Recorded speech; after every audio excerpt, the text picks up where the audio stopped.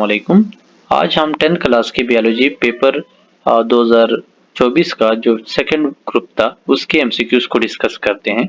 तो सबसे पहले विच of the following is protein synthesis, कि कौन सा अमल है जो प्रोटीन सिंथेसिस का काम करते हैं, जिसमें ए ऑप्शन दिया है डुप्लीकेशन। डुप्लीकेशन का मतलब एक डीएनए डबल हो जाना, तो ये ऑप्शन नहीं आ सकता। दूसरा है ट्रांसलेशन। ट्रांसलेशन वो अमल है जिसमें एमआरएनए राइबोसोम के पास जाता है और प्रोटीन बनते हैं, तो ट्रांसलेशन अमल करेक्ट ऑप्शन है। ट्रांसलेशन जो है प्रोटीन सिंथेसिस का काम है।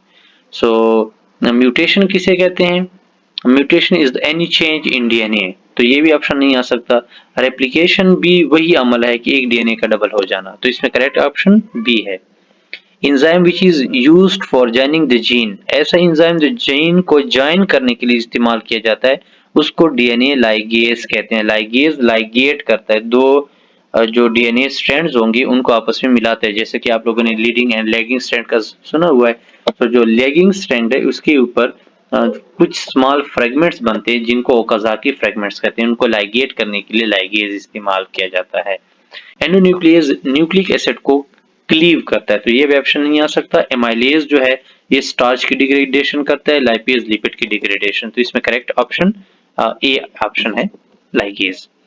How many bones are present in both hands collectively, इसमें ऑप्शन 54 है कि दोनों हाथ में 54 बोन्स मौजूद हैं। Termites and protozoan have which symbiotic relationship, कि टर्माइट्स एंड प्रोटोजोन में कौन सा सिम्बियोटिक रिलेशनशिप है? टर्माइट्स क्या होते हैं? टर्माइट्स वुड के ऊपर फीड करते हैं और टर्माइट्स के जो इंटेस्टाइन है, डाइजेस्टिव सिस्टम, उसमें प्रोटोजोन पाए जाते हैं और प्रोटोजोन उस वुड की डाइजेशन करते हैं। तो इसका मतलब कि टर्माइट्स जो है वो प्रोटोजोन को प्रोवाइड करते हैं, प्रोटोजोन को शेल्टर प्रोवाइड करते हैं, जबकि प्रोटोजोन टर्माइट के लिए वुड की डाइजेशन करते हैं। तो इसका मतलब दोनों को फायदा होता है, और जहां पे दोनों को फायदा होगा उसको म्यूचुअलिज्म कहते हैं।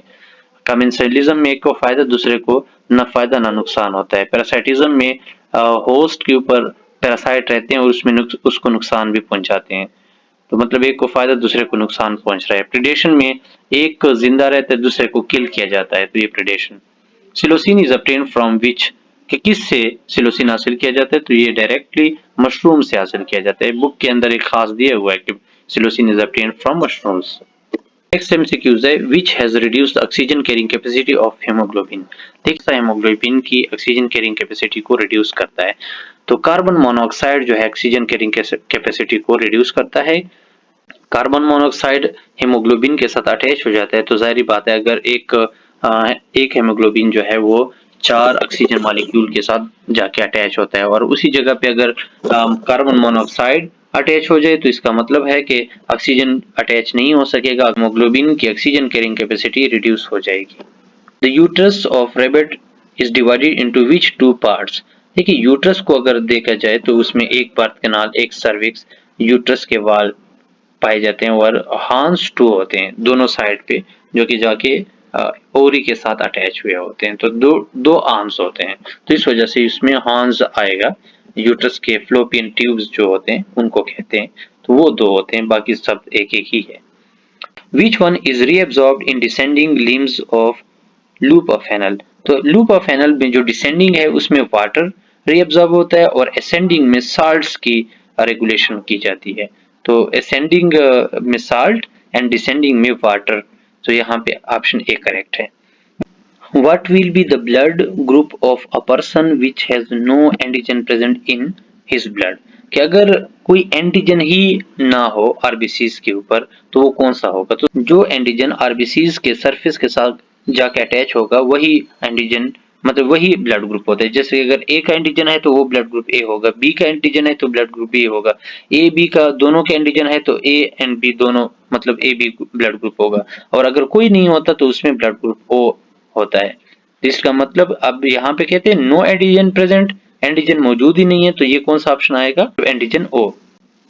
नेक्स्ट एमसीक्यूज है 10, which type of reproduction is found in corals, fragmentation जो है उसमें फ्रेगमेंट डिवाइड होते हैं, छोटे छोटे टुकड़े में कन्वर्ट हो जाते हैं और फिर हर एक पार्ट एक नए ऑर्गेनिज्म में कन्वर्ट हो जाता है। दूसरा है बाइनरी फिशन, बाइनरी फिशन ये है कि binary means two, fission means division, तो एक ऑर्गेनिज्म टू में डिवाइड हो जाता है। और बडिंग कहते हैं कि एक ऑर्गेनिज्म के ऊपर बड बनता है। तो अगर हम इस कोरल्स के स्ट्रक्चर को देखें तो वो हर एक न्यू ऑर्गेनिज्म दूसरे के बॉडी के ऊपर ही बनता है और बहुत बड़ी कॉलोनी बनाती है, जैसा कि आपको पिक्चर में नजर आ रही है। तो इसका मतलब ये कॉलोनी फार्मिंग है। सेक्सुअल रिप्रोडक्शन तो वो होता है जिसमें सेक्स सेल इन्वॉल्व होते हैं, जहाँ पे जो मीट्स हैं वो आपस में मिलते हैं। तो इसमें ऑप्शन करेक्ट कौन सा है? Budding. MCQs number 11, which of the following separate middle ear from inner ear? तो ऑल विंडो स्ट्रक्चर है जो कि मिडिल ईयर और इनर ईयर को आपस में सेपरेट करता है। How many tons recycling of a paper can save 17 trees?